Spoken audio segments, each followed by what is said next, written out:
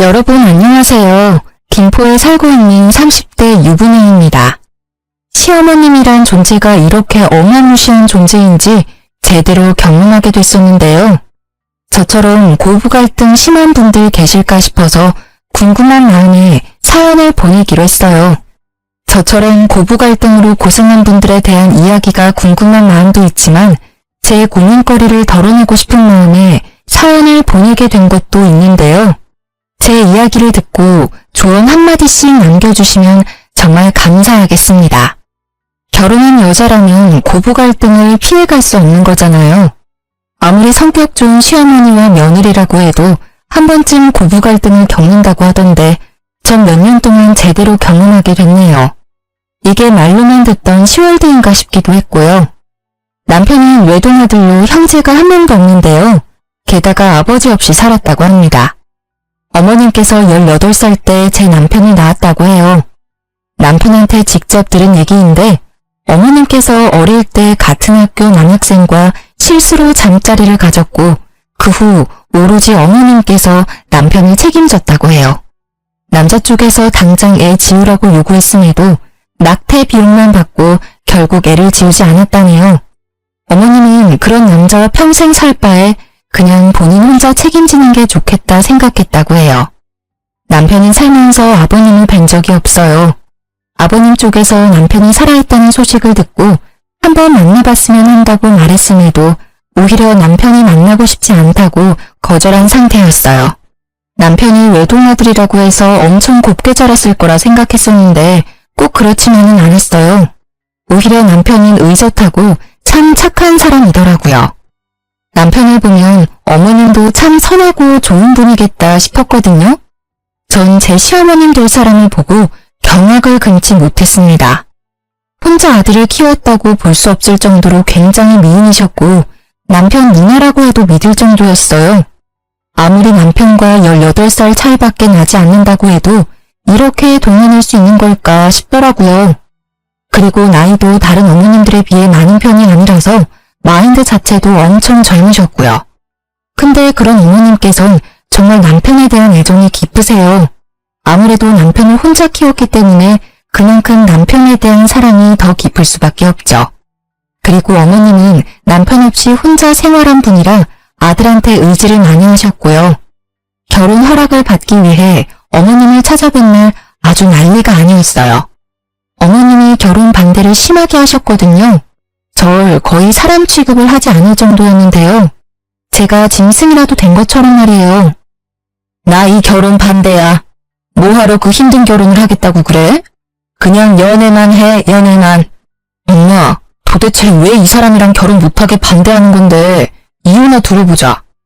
그냥 싫어. 너가 결혼하는 거 자체가 싫어. 엄마랑 이렇게 단둘이 살면 될 것을 왜 굳이 결혼하겠다고 그러는데? 결혼 안 하면 죽는 병이라도 있니? 엄마는 이제껏 혼자서 너 키웠는데도 아무런 문제 없었어. 그냥 둘이 연애만 해. 엄마, 이제 나 30도 훌쩍 넘었는데 결혼 안 할 수 없어. 평생 노총각으로 늙어 죽으라고? 나 평생 혼자 살기 싫어. 엄마도 이제 나 다 키웠으니까 다른 남자 만나서 결혼도 좀 하고 그래. 나 평생 엄마 부양할 자신도 없어. 너 이제까지 키워준 엄마한테 할 소리야? 여자 하나 때문에 엄마 버리겠다는 말이잖아. 아들 새끼 키워봤자 다 소용없다는 말 사실이네.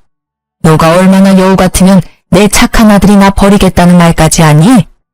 엄마, 말 가려서 하세요. 제가 이 사람 좋아서 내가 먼저 결혼하자고 했어. 엄마 자꾸 이런 식으로 막말하고 무작정 결혼 반대하면 나 엄마 안 보고 살 거야. 엄마 허락 안 받고 결혼하겠다고. 어머님은 자기 아들 뺏기는 기분이 든다면서 제가 어떤 사람이든 절대 허락을 해주지 않겠다고 하셨어요. 남편은 무조건 결혼 반대라는 어머님 때문에 화가 나는지 한동안 어머님을 찾아뵙지 않았어요. 어머님은 그동안 남편한테 수백 통 전화를 했는데도 남편은 끝까지 어머님 전화를 받지 않았고요. 남편한테 이모가 5명이나 있는데요. 어머님이 막내라고 합니다. 남편이 자기 자식처럼 많이 보살펴주신 이모님들께서 어머님이 저희 결혼을 무작정 반대하고 있다는 사실을 알게 되셨는데요. 그래서 첫째 이모님이 대표로 나서기로 했어요. 첫째 이모님께서 시어머님과 저 남편 모두 한자리에 불렀습니다. 최미숙, 너 경찬이 결혼 반대한다며? 도대체 왜 이 결혼 반대하는 건데? 내가 봤을 때 경찬이 여자친구 참 참하고 예의 바른 처자더만. 결혼 반대하는 이유나 좀 들어보자. 내 아들 주기 아까워서 그렇지. 내가 이제까지 애를 어떻게 키워왔는데 내 청춘 다 바쳐 키운 내 새끼야. 너가 키우긴 뭘 키워. 거의 내가 다 키운 거지 뭐. 너 경찬이 낳았을 때 고작 나이가 18살이었어. 그 당시 내 나이는 30살이었고 18살 때 너 사춘기 심하게 왔을 때라서 경찬이 거의 돌보지 않고 놀기 바빴잖아. 그래서 집에 혼자 있는 경찬이 불쌍해서 내가 다 키웠어. 너가 이제까지 경찬이를 위해서 해준 게 뭐가 있다고 결혼 반대하고 지랄이니? 언니, 말 참 섭섭하게 한다. 그래, 언니 말대로 나 경찬이 낳기만 했지 언니가 거의 다 키운 놈이야. 그래도 내 배 아파서 난 내 새끼인데 내가 결혼 반대도 못해? 경찬이 평생 이렇게 너 옆에 끼고 살겠다고? 너 진짜 욕심 과하다. 너 하나 행복하겠다고 아들 행복까지 뺏으면 어쩌자는 거야? 너 그렇게 욕심 많은 상태로 늙으면 추하다는 소리밖에 못 들어. 경찬이가 우리한테도 결혼 허락 받으러 왔을 때 울더라. 너 때문에 힘들다고. 지금 이 여자친구랑 결혼 못하면 평생 후회할 것 같다더라. 그러니까 너 욕심 덜어내고 허락해줘. 내가 봐도 좋은 애 같아. 이모님들 도움 덕분에 저와 남편은 결혼할 수 있었는데요. 결혼 허락을 받는 것부터 순탄치 않았지만 그래도 무사히 결혼할 수 있었어요. 그렇게 남편과 결혼한 뒤로 한동안 별 문제 없이 잘 지내고 있었는데요. 결혼 생활을 하면서 느낀 점 한 가지가 있는데 그건 어머님이 정말 인기가 많다는 거였어요. 아까 말한 그대로 제 시어머님은 다른 어머님들에 비해 젊기도 하고 워낙 미모가 아름다운 분이시라서 항상 주변에 남자가 많았어요. 끼도 엄청 많으신 분이라 남자들이 좋아할 수밖에 없겠더라고요. 결혼하고 나서 어머님이 저한테 마음이 어느 정도 열렸을 때 어머님께서 술김에 저한테 말씀해 주신 게 하나가 있는데요. 어머님께서 제 남편 몰래 만난 남자가 엄청 많았다고 했어요. 아무래도 남편이 학생일 때는 한창 예민할 때니까 엄마가 연애한다고 하면 싫어할 수 있을 거라 생각해서 최대한 연애하는 걸 비밀로 했다고 해요. 어머님이 남편 키울 때 일을 잠깐 쉬신 적이 있었는데 그 당시 사귀고 있던 남자친구가 생활비 전액 다 지원해줄 정도로 능력 좋은 남자들 위주로 만났다네요. 지금은 남편한테 숨기지 않고 연애를 자주 하고 계신답니다.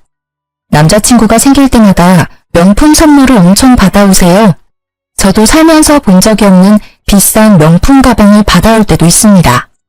그러던 어느 날 어머님이 진지하게 만나고 있는 남자친구가 있다고 하시더라고요. 회사 경영하고 있는 CEO인데 연매출이 어마어마하더라고요. 그 남자친구를 소개해주고 싶다길래 저희 부부는 바로 만나겠다고 했습니다. 아, 안녕하세요. 미숙 씨한테 얘기 많이 들었습니다. 들은 대로 아드님이 너무 잘생기셨네. 그렇죠? 제 아들 저 닮아서 인물이 훤해요. 안녕하세요. 저도 엄마한테 얘기 많이 들었어요. 우리 엄마가 아직 철이 없지만 그래도 착해요. 앞으로 우리 엄마 잘 부탁드립니다. 걱정하지 마세요. 저 말고 우리 미숙 씨 누가 책임지겠습니까? 아, 옆에 계신 분은 그 말로만 듣던 며느님이시구나. 며느님이 미숙 씨보다 더 미인인데? 아, 빈말이라도 감사합니다. 어머님 남자친구께서 제 칭찬을 해주시며 분위기를 띄워줬어요. 특히 남편과 성격이 정말 잘 맞더라고요. 게다가 남자친구분께서 운영하고 있는 회사가 남편이 요즘 관심을 갖고 있는 사업 분야와 관련이 있는 회사라서 말이 정말 잘 통하더라고요. 남편과 저, 어머님의 남자친구 세 사람은 웃으면서 재미있게 대화를 나누고 있는데 어머님 혼자만 표정이 안 좋으셨어요. 그래서 표정이 안 좋은 이유를 물어봤는데요. 어머님, 표정이 안 좋으세요. 어디 불편한 거라도 있으세요? 그러네. 엄마 어디 아파? 아프면 내가 약이라도 사줄까? 내가 얘보다 못생겼어요? 뜬금없는 어머님의 물음에 남편, 어머님의 남자친구, 저 모두 당황했어요. 순간 분위기가 정말 싸해졌습니다. 전 어머님의 물음을 바로 눈치챘습니다. 어머님의 남자친구분께서 제 칭찬을 했던 게 마음에 들지 않았던 거였어요. 그게 무슨 말이에요? 당신 정말 얘가 저보다 이쁜 것 같냐고요. 어떻게 제가 얘보다 못생길 수 있어요? 그것 때문에 표정이 안 좋았던 거였어요? 당연히 우리 미숙 씨가 예쁘죠. 맞아요. 당연히 어머님이 더 아름다우시죠. 그냥 인사치레로 하신 말씀이시니까 너무 신경 쓰지 마세요. 야, 너 지금 이 사람이 너 칭찬 좀 했다고 너무 기고만장하지 마. 엄마, 왜 그래? 오늘 좀 예민한 것 같네? 예민하긴. 내가 틀린 말 한 것도 아닌데. 가뜩이나 얘가 내 아들 뺏어가서 그것 때문에 기분 언짢은데 이제 내 남자친구까지 뺏어갈 작정이네. 괜히 소개해준 것 같아. 우리 그냥 가요. 얘랑 더 이상 같이 있기 싫어. 어머님 질투가 또 도졌어요. 어머님의 남자친구가 제 칭찬한 게 그렇게 마음에 안 드셨나 봐요. 결국 어머님은 저희 부부를 두고 남자친구만 데리고 나가셨습니다. 너무 황당한 이유로 저한테 무작정 화를 내신 어머님 때문에 어이가 없던 저와 남편은 한참을 멍하니 가만히 앉아만 있었을 정도로 기가 막히더라고요. 그 뒤로 제가 몇 번 전화를 했었는데 어머님이 제 전화를 끝까지 안 받더라고요. 그래서 남편이 어머님 남자친구한테 전화해서 그날 이후 어떻게 됐는지 물어보게 됐는데요. 남자친구분께서 어머님 성격 하나 받아주기 너무 힘들다고 하셨어요. 며느리한테까지 심하게 질투하는 여자 이제까지 살면서 처음 봤다고 해요. 그날 어머님께서 남자친구 되시는 분을 엄청 쥐잡듯이 잡았다고 합니다. 이 나이에 무슨 부귀영화를 누리겠다고 얼굴만 이쁘지 질투 많고 아무것도 없는 여자를 왜 만나고 있었을까 한타가 심하게 와서 남자 쪽에서 헤어지자고 했다네요. 어머님께서는 며칠 동안 남자친구를 붙잡기 위해 엄청 애를 썼지만 남자친구는 마음을 돌리지 않았다네요. 그 당시 어머님 남자친구였던 분께서 저희를 만난 날 하나로 헤어지기로 마음먹은 건 아니었다고 해요. 회사 여자 직원과도 연락을 못하게 나갔을 정도였다고 합니다. 그래서 그게 쌓이고 쌓이다가 며느리한테까지 질투하는 걸 보고 있는 정 없는 정 모두 떨어져서 헤어지자고 말한 거였다네요. 근데 어머님은 그 이유도 모르고 끝까지 저 때문에 헤어진 줄로만 알고 계십니다. 이때 만나던 남자친구와 헤어지고 난 뒤 언제 그랬냐는 것처럼 다른 남자친구 만나서 연애하셨어요. 저한테 삐져있던 마음도 자연스럽게 풀렸는지 이젠 제 전화도 잘 받으시고 웃음이 많아지셨어요. 어머님이 남자친구 바뀔 때마다 저희한테 소개하고 싶다고 말씀하셨는데 오히려 저희가 거절했어요. 또다시 어머님 질투를 느끼고 싶지 않았거든요. 근데 이보다 더 큰 일이 있을까 싶었는데 더한 일이 저희 부부한테 찾아오게 됐어요. 저희 부부는 맞벌이로 생활하고 있어요. 남편은 작은 중소기업에서 일반 사원으로 일하고 있는데 전 나름 유명한 회사에서 차장으로 일하고 있는데요. 그래서 남편과 제 월급이 두세 배는 차이가 나는 편이에요. 그렇다고 남편이 돈을 못 벌진 않아요. 남들보다 연봉이 적은 편이 아닌데요. 근데 어머님은 그게 마음에 들지 않았나 봐요. 아무래도 자기 아들보다 며느리가 사회에서 더 잘 나가는 것처럼 보이니까 자기 아들이 기죽으면 어쩌나 걱정하시는 게 눈에 보였어요.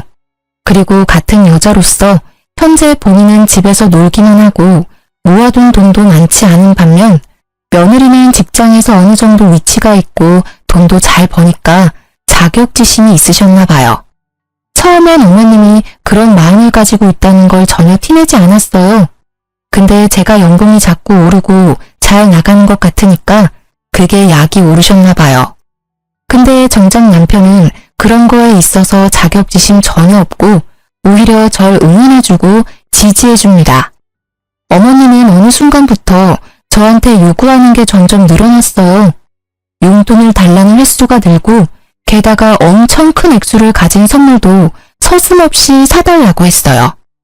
이진아, 나 다음 달에 친구들이랑 필리핀에 놀러 가기로 했는데 내가 돈이 부족해서 말이야. 나 100만 원만 줄 수 있니? 네? 100만 원이요? 어머님, 저 지금 그렇게 큰 돈 없어요. 그리고 제가 지난달에 어머님께 50만 원 용돈 드렸잖아요. 야, 그 돈이 아직도 살아있겠니? 내가 일도 하는 사람도 아닌데 고작 50만 원 받았다고 그걸 그대로 모아놨겠냐고. 시엄마한테 100만 원도 주기 아까운 거야? 아까운 게 아니라 지금 어머님께 당장 드릴 100만 원이 없어요. 갑자기 100만 원 달라고 그러시면 어떡해요. 너 돈도 그렇게 잘 버는 애가 고작 100만 원이 없다고 하면 어떡해? 너 그 많은 월급 도대체 어디에 쓰는 거니? 아니면 있으면서 없는 척이라도 하는 거야? 돈 있으면 있는 대로 저축해요. 월급도 받으면 절반 이상 무조건 저축하고요. 한 달에 쓸 생활비만 딱 빼놓고 무조건 저축하는 습관이 있거든요. 그래서 여윳돈이 없어요. 정말이야? 너 지난번에 친정집에 이것저것 사다 주는 것 같던데? 그럼 그건 뭔데? 친정엄마가 최근에 몸이 너무 안 좋아지셨거든요. 그래서 홍삼 한약 맞춰준 게 전부예요. 저 우리 친정집에만 이것저것 해주지 않아요. 오히려 해줬으면 어머님께 더 해드렸어요. 지난번에 50만 원 드린 거 말고도 자주 용돈 드리잖아요. 작년 이모님들이랑 여행 가신다길래 500만 원 용돈까지 드렸잖아요. 근데 제가 이제껏 어머님께 해드린 게 없고 친정 부모님한테 해드렸다고만 말씀하시면 섭섭해요 정말. 그러지 말고 100만 원만 좀 줘봐. 나 이미 애들이랑 필리핀 놀러 가기로 약속했단 말이야. 아 제발. 어머님 명품백 하나 팔아서 다녀오시면 되겠네요. 그리고 지난번에 첫째 이모님께서 어머님께 용돈 주셨다면서요. 야, 주기 싫으면 주기 싫다고 말을 해. 더럽고 치사해서 너한테 100만 원 안 받고 만다. 회사에서 차장으로 일하고 있다는 애가 왜 이렇게 치사하게 노냐? 돈 많이 번다는 거 순 다 뻥이네 뻥이야. 너 어디 가서 돈 많이 번다는 말 하고 다니지 마라. 어머님은 절 졸지에 쫌생이로 만들었습니다. 아무리 돈을 많이 버는 사람이라도 항상 시중에 몇백만 원씩 가지고 있는 게 아니잖아요. 저도 돈이 있었다면 바로 드렸겠죠. 전 항상 저축을 하기 때문에 시중에 돈이 항상 많지가 않거든요. 당장 적금 깨서 어머님 여행을 보내드릴 수 없는 거잖아요. 이 사실을 저한테 듣게 된 남편은 화가 머리 끝까지 났습니다. 우리가 은행인 줄 아는 모양이라며 그날 바로 어머님께 따지더라고요. 엄마, 희진이한테 100만 원 달라고 했다며? 우리한테 그 큰 돈이 어디 있다고 그래. 희진이 돈 많이 벌잖아. 너보다 3배 이상 버는 걸로 알고 있는데 당연히 100만 원쯤 갖고 있는 줄 알았지. 있어도 그렇지. 그걸 왜 엄마한테 줘야 하는데? 희진이가 원래 돈 있으면 무조건 저축하는 습관이 있어서 급한 일이 아니면 되도록 그 큰 금액 그냥 가지고 있지 않아. 작년에 엄마 이모들이랑 여행 갔을 때도 그거 그냥 보내준 거 아니야. 희진이가 엄마랑 이모들 여행 보내주고 싶다고 1년 동안 여행 적금 따로 들어놨던 거였어. 희진이는 돈 있다고 막 쓰지 않아. 그렇게 계획적으로 쓴 덕분에 엄마 작년에 여행 편하게 다녀올 수 있었던 거였고 나도 이렇게 좋은 집에서 살 수 있는 거고. 잔소리하고 싶어서 찾아온 거냐? 듣기 싫으니까 그만해. 그냥 엄마한테 돈 주기 싫다고 말하면 되는 걸 요란하게 말하네. 끝까지 내 말 못 알아듣네? 그 뜻이 아니라고 분명히 말했지. 용돈 한 번 받기 더럽게 힘드네. 제 좋은 회사 들어갔다는 거 다 순뻥인 것 같아. 저런 애가 어떻게 좋은 회사에 들어갈 수 있었겠어? 혹시 몸 팔아서 그 회사에 입사한 거 아니야? 내가 봤을 때 분명 그랬을 것 같아. 그렇지 않고서야 저런 애를 뭐하러 뽑았겠어? 어머님, 그게 무슨 말씀이세요? 제가 몸 팔아서 회사 입사했다니요. 말씀이 너무 지나치세요. 엄마, 말 가려서 못해? 못 배운 사람처럼 그게 무슨 말이야. 당장 이 사람한테 사과해. 어떻게 그런 말을 아무렇지 않게 할 수가 있어? 엄마가 그런 소리 들으면 어떨 것 같은데. 아, 당장 사과해. 내가 뭘 그렇게 잘못했니? 그 정도로 얘가 너무 쪼잔하니까 한 말이지. 그렇게까지 화낼 필요는 없잖아. 엄마, 아무리 그래도 그렇지 며느리한테 그런 말을 하는 사람이 어딨어? 입장을 바꿔서 생각을 해보라고. 만약 이모들이 엄마한테 그런 말 했으면 엄마도 엄청 난리쳤을 게 분명하잖아. 난생 처음으로 전 어머님께 큰 소리를 내고 말했습니다. 남편도 정말 무섭게 화를 냈었고요. 두 사람이 이렇게 화를 내면서 달려드니까 어머님은 처음으로 당황한 모습을 보이셨어요. 본인이 한 말이지만 본인도 선을 넘었다는 것을 인지했는지 결국 마지못해 사과하시더라고요. 이날 사건 이후로 한동안 어머님과 대면대면하며 지냈어요. 사실 제가 크게 상처를 받았었거든요. 어머님도 본인이 잘못한 걸 알고 있지만 자존심이 있어서 제가 먼저 연락하지 않으면 먼저 연락하거나 그러진 않으시더라고요. 한참 지난 후에 어머님이 이모님들과 단체로 건강검진을 받은 적이 있었는데요. 그 뒤로 검진 결과가 나올 때가 됐을 무렵에 어머님께서 근심 걱정 가득한 표정으로 저와 제 남편을 찾아온 적이 있어요. 살면서 어머님의 그런 표정을 본 적이 없기 때문에 저희는 당연히 걱정됐죠. 어머님, 무슨 일 있으세요? 얘들아, 나 유방암이란다. 지난번에 너희 이모들이랑 같이 건강검진 받은 거 알고 있지? 나만 유방암이래. 어쩌면 좋니? 네? 유방암이라고요? 그럼 당장 치료 받으셔야죠. 왜 그걸 지금 말씀하세요? 돈이 있어야 수술을 하지. 희진아, 혹시 돈 있으면 내 수술비 빌려줄 수 있니? 내가 수술 받을 돈이 없어서. 당연히 드려야죠. 자기야, 지금 당장 어머님 모시고 병원에 가. 주말도 입원 가능하겠지? 아니야, 이모가 같이 가준다고 했어. 내 통장으로 입금만 미리 해주면 우리가 알아서 할게. 너무 걱정 마.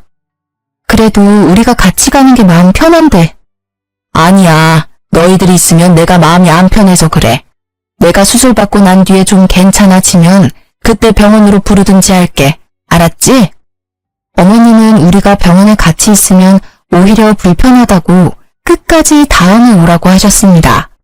이모님이 같이 가신다는 말에 그 말만 믿고 저희는 기다리고 있었는데요. 그런데 분명 수술 받은 날짜가 한참 지났음에도 어머님이나 이모님들께서 전화가 없으시길래 잘못된 일이라도 있는 걸까 걱정되는 마음에 그대로 어머님께 바로 전화했습니다.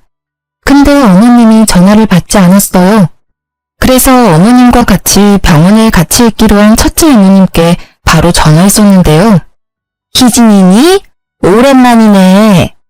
안녕하세요, 이모님. 어머님 수술은 잘 받으셨어요?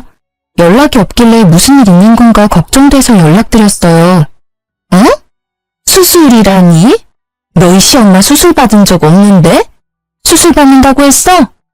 지난달에 어머님이랑 이모님들 다 같이 건강검진 받으셨잖아요. 그때 유방암 진단 받으셨다고 당장 수술 받아야 한다면서 저한테 수술비 받으셨거든요. 제가 같이 간다고 하니까 첫째 이모님께서 같이 가주기로 했다고 같이 갈 필요 없다고 하셨는데. 무슨 소리야. 걔 완전 건강하다고 결과 받았었는데. 얘 어제 나랑 통화 한 번 했었거든? 어제 술 마시고 노래방까지 갔던데 아주 이 계집애 너한테 수술한다고 뻥치고 그 돈으로 이제까지 실컷 놀았나 보네. 네? 유방암이라고 당장 수술받아야 한다고 하셨는데. 유방암은 무슨 개뿔. 내가 진짜 답답하다 답답해. 그런 일이 있었으면 나한테 먼저 연락해서 물어보지. 너도 바보같이 그걸 다 믿고 그대로 돈 줬어? 일단 알겠어. 내가 너 시엄마한테 모른 척하고 전화해서 자리 한번 마련해 볼게.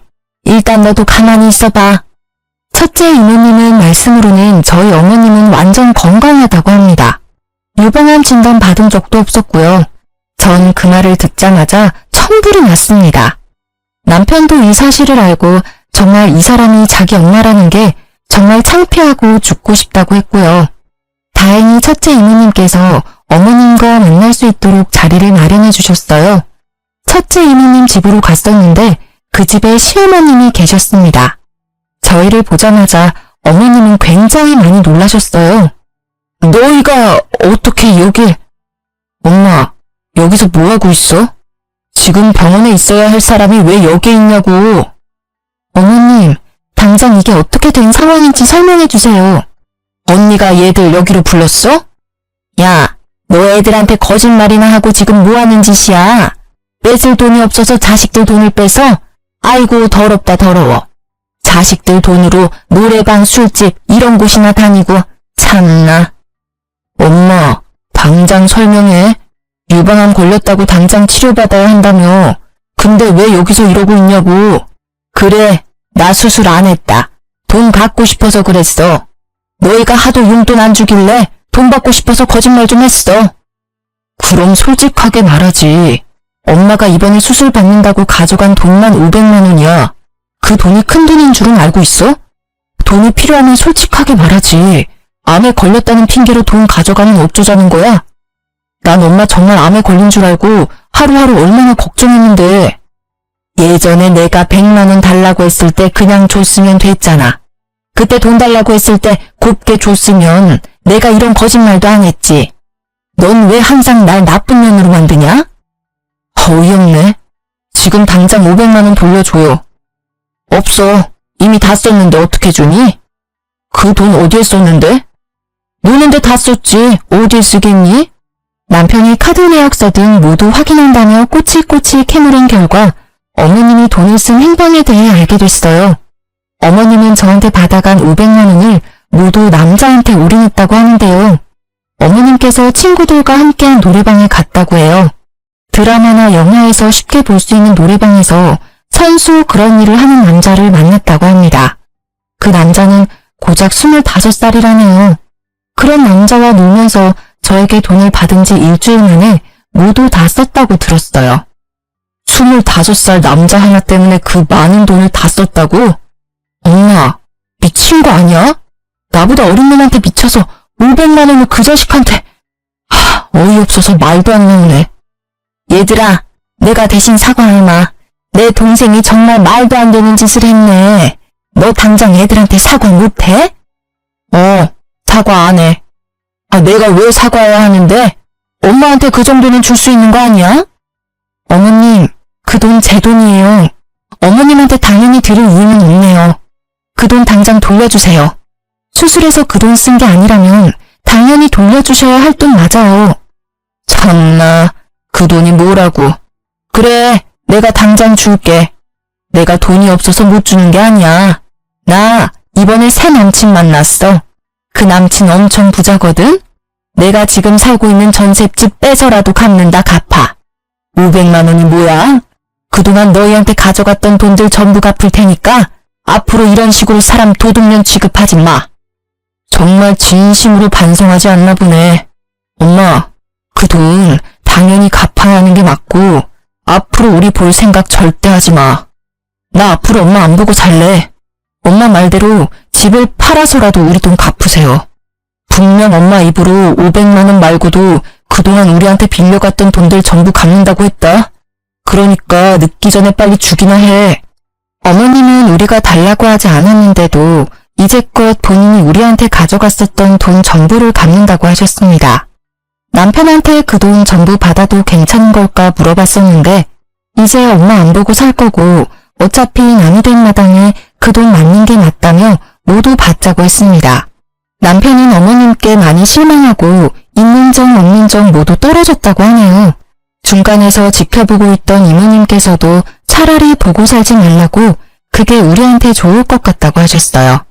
이날 이후 약 한 달이 지난 후 어머님이 제 통장에 1억이라는 돈을 입금하셨는데요. 어머님이 본인 입으로 말한 그대로 전셋집을 내놓았다고 하더라고요. 그렇게 돌려받은 전세금을 그대로 저한테 전부 주신 거였는데요. 돈이 입금된 이후 바로 문자가 왔습니다. 이 돈 받고 꺼져라. 앞으로 어디 가서 내 며느리 아들이라고 말하고 다니지 말거라. 너희 말대로 우리 앞으로 보고 살지 말자. 나도 나 지켜줄 남자 잘 만나고 있으니 너희는 평생 그렇게 쪼잔하게 잘 살렴? 이런 내용으로 문자가 왔었어요. 참 유치하기 짝이 없습니다. 남편이 이 내용 그대로 어머님께 문자 받았다고 합니다. 이모님 말로는 어머님보다 5살 많은 회사 사장이라고 하는데요. 어떤 일을 하는지는 잘 모른다고 해요. 근데 이모님들이 보기에 관상이 안 좋다고 하시더라고요. 팔뚝에 문신이 한가득 있고 게다가 건들건들하게 다니는 걸 보니 건강한 일을 하는 사람은 아닌 것 같다고 했어요. 그래도 입고 다니는 옷이나 끌고 다니는 차를 보니까 돈이 많은 사람처럼 보인다고는 했어요. 그래서 시어머님께서 전세금을 우리한테 선뜻 내준 이유가 다 있어 보인다고 해요. 그렇게 어머님과 거의 1년 가까이 안 보고 지내고 있었어요. 이모님들과는 꾸준히 연락했었고요. 아무래도 이모님들이 제 남편한테는 친어머님과 같은 분들이기 때문에 저희가 항상 감사한 마음으로 잘하려고 노력하고 있어요. 이모님들도 어머님과는 절연했어도 자기들이랑은 그럴 필요 전혀 없다고 오히려 저희를 더더욱 잘 챙겨주세요. 그런데 어머님께서 울면서 저희한테 찾아온 적이 있었는데요. 거의 1년 만에 어머님을 뵀던 거였어요. 갑자기 찾아온 어머님 때문에 저희는 엄청 당황했었는데요. 얘들아, 오랜만이다. 1년 만에 갑자기 찾아와서 놀랬지? 무슨 일로 여기에 오셨어요? 저 어머님이랑 할 말 전혀 없는데요. 그래, 당연히 너 입장에선 내가 꼴도 보기 싫은 게 당연하다. 그래도 내가 너희한테 사과하고 싶어서 얼굴에 철판 깔고 찾아왔다. 늦었지만 내 사과 받아줄 수 있겠니? 왜 이제 와서 사과하세요? 부자 남자친구 만났다고 더 이상 우리 필요 없다고 말씀하신 분이 어머님이셨어요. 사실 나 갈 곳이 없어. 한동안 모텔에서 지내긴 했었는데 여자 혼자서 모텔에서 지내려고 하니까 좀 무섭기도 하고 돈도 돈대로 나가서 결국 너희한테 염치 없이 이렇게 찾아왔네. 어머님, 저희 어머님 사과 받아줄 생각 죽어도 없고 앞으로 이렇게 찾아오는 일 절대 없었으면 해요. 당신 생각은 어때? 나도 그렇게 생각해. 엄마, 아니, 아주머니, 당장 나가주세요. 남자한테 눈 멀어서 우리 필요 없다고 말한 사람이 아줌마였어요. 돈 많은 남자친구는 어디에 두고 왜 저희한테 찾아오신 거예요? 본인 집까지 팔아서 그 돈 저희한테 전부 줄 때는 언제고. 나 사기당했다. 지금 그 새끼 때문에 내가 이렇게 됐다고. 나 너무 힘들어. 이럴 때 생각나는 사람이 너희들 뿐이라서 용기 내고 찾아왔어. 아줌마가 사기를 당했든 뭘 했든 그 사연 들어주고 싶지 않아요. 당장 이 집에서 나가주세요. 돈이랑 남자한테 눈 멀어서 간 아줌마랑 더 이상 엮이고 싶지 않다고요. 혹시 얼굴도 모르는 제 아버지랑도 이런 식으로 만나서 저 낳은 거예요? 딱 봐도 그림이 나오네. 내가 그런 인간들 사이에서 나왔다니. 지금 당장 이 집에서 나가지 않으면 저 경찰에 신고합니다. 당장 나가주세요. 어머님은 끝까지 나가지 않고 오열을 하시길래 참다 못해 남편은 결국 그런 어머님을 끌고 나갔습니다. 그리고 그날 저녁 첫째 이모님과 전화를 하게 됐었는데요. 이모님들은 어머님과 자주 만나지는 못했었지만 연락은 꾸준히 했다고 해요. 이모님께 듣게 된 어머님의 근황은 생각보다 충격적이었는데요. 전셋집을 팔고 1억이란 큰 돈을 저희한테 주고 난 뒤 몇 달 동안은 큰 문제가 없었다고 해요. 어머님과 남자친구는 서울에 있는 비싼 아파트에서 같이 동거까지 했었을 정도로 사이가 좋았다네요. 근데 그 이후로 남자친구한테 문제가 생겼다고 합니다. 알고 보니 어머님의 남자친구가 주가 조작을 하면서 회사 경영을 하고 있던 인물이었더라고요. 결국 이 문제로 경찰서에 자주 드나드는 것 같더니만 결국 감옥에 갔다고 하는데요. 어머님과 같이 살고 있는 집은 물론이고 남자친구의 차, 건물, 땅 등등 한순간에 사라졌다네요. 그동안 어머님이 남자친구한테 받았던 명품들을 모두 팔아서 입에 풀칠하며 살았다고 해요. 그 돈이 모두 떨어져 결국 저희한테 찾아왔다고 합니다. 명품들 모두 판 돈까지 전부 다 썼으니 생전 한 푼 없는 거지가 된 꼴이죠. 저희가 받아주지 않은 뒤 어머님은 이모님들 집에서 돌아가며 지내고 있다고 해요. 처음에는 첫째 이모님 집에서 6개월 정도 살았는데 그동안 생활비 한 푼 내지 않고 집에서 빈둥거리니까 첫째 이모님이 그 꼴이 보기 싫어서 내보냈다고 들었어요. 그 뒤로 어머님은 둘째, 셋째 이모님 등등 모든 이모님들 집에 돌아가며 지내다가 이모님들 전부 어머님 꼴도 보기 싫다고 앞으로 이렇게 멋대로 살 거면 자매고 뭐고 그딴 거 다 무시하고 모르는 사이로 지내자고 하셨다네요. 결국 언니들까지 잃게 된 어머님은 갈 곳이 없고 돈도 없어서 식당에서 일하게 됐다고 합니다.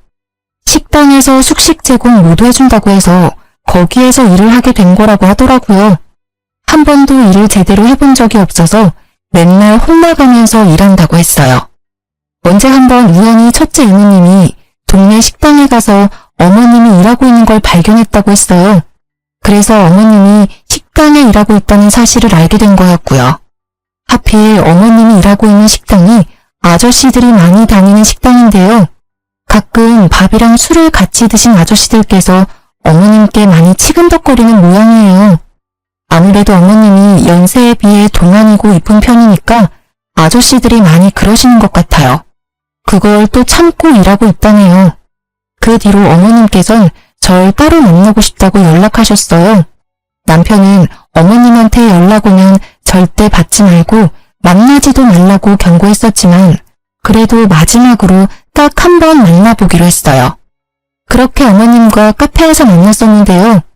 오랜만에 어머님을 뵀던 거였는데 살이 엄청 빠지셨고 어디 아픈 사람처럼 보였어요. 오랜만이다. 안 나올 줄 알았는데 이렇게 나와줘서 정말 고마워.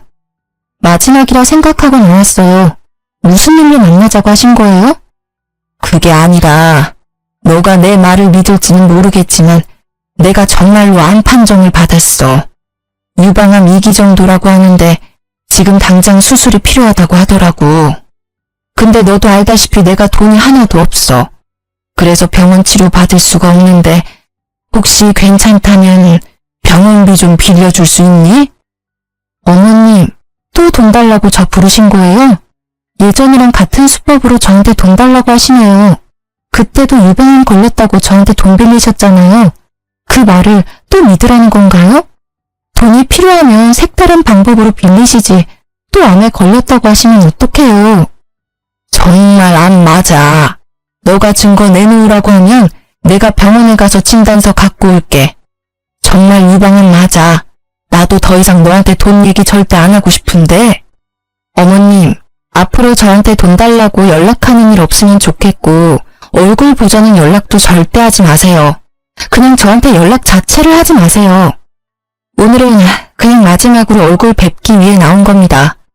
정말 암이라면 이모님들께 연락을 하든 뭐든 무슨 방법을 써서라도 수술 받으시고요.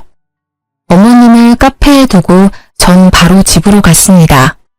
남편한테 어머님이 암에 걸렸다고 하시는데 돈 줄 거냐고 물어봤더니 절대 안 준다고 하네요. 남편도 마찬가지로 어머님이 암에 걸렸다는 걸 믿지도 않았고요. 이모님들도 어머님의 전화를 일절 받고 있지 않다고 하더라고요. 이모님들도 어머님한테 하도 당한 게 많아서 진절머리가 난다고 하더라고요. 암에 걸렸다는 사실을 이모님들께도 알렸는데 그게 진짜인지 아닌지 본인들이 알 방법이 있냐면서 정말 아프면 본인이 알아서 해결할 거라고 절대 신경 쓰지 말라고 하셨어요. 그 뒤로 어머님이 어떻게 살고 있는지는 전혀 모르는 상태인데요.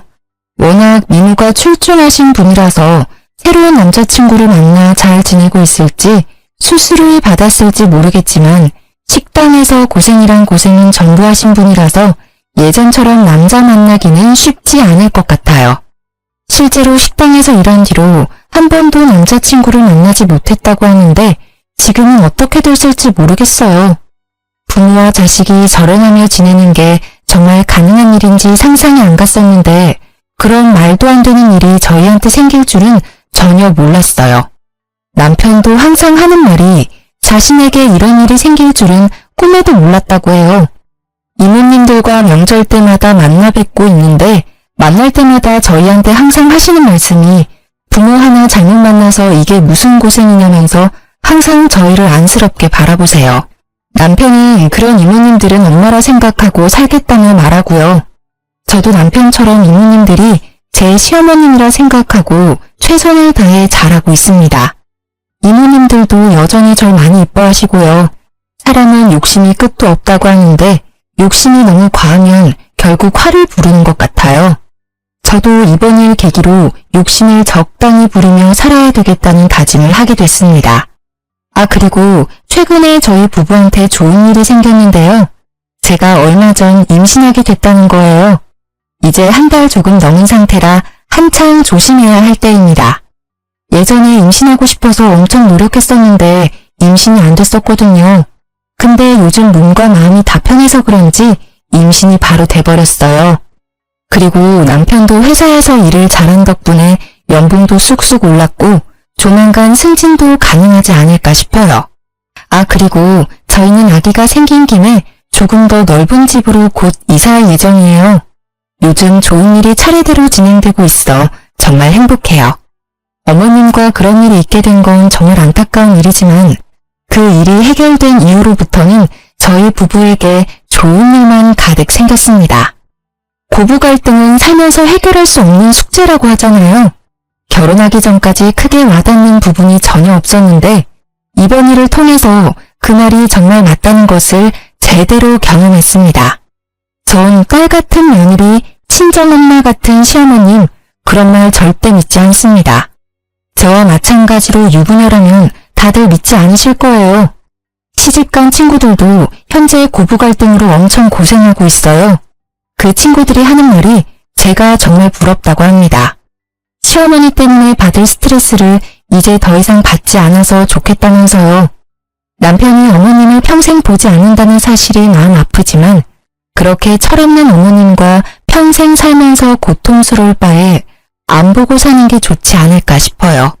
전 이제 앞으로 죄책감 이런 감정 느끼지 않고 제 아이와 남편에게 집중하면서 행복하게 잘 살아보려고 합니다. 지금까지 저의 길고 답답한 사연을 들어주신 분들께 감사하다는 말씀 드리고 싶어요. 저처럼 고부 갈등을 제대로 겪고 있는 분들께 힘내라는 말씀 전하고 싶어요. 그리고 우리나라 며느리들 항상 힘내고 기죽지 않았으면 좋겠다는 말 전하고 싶습니다.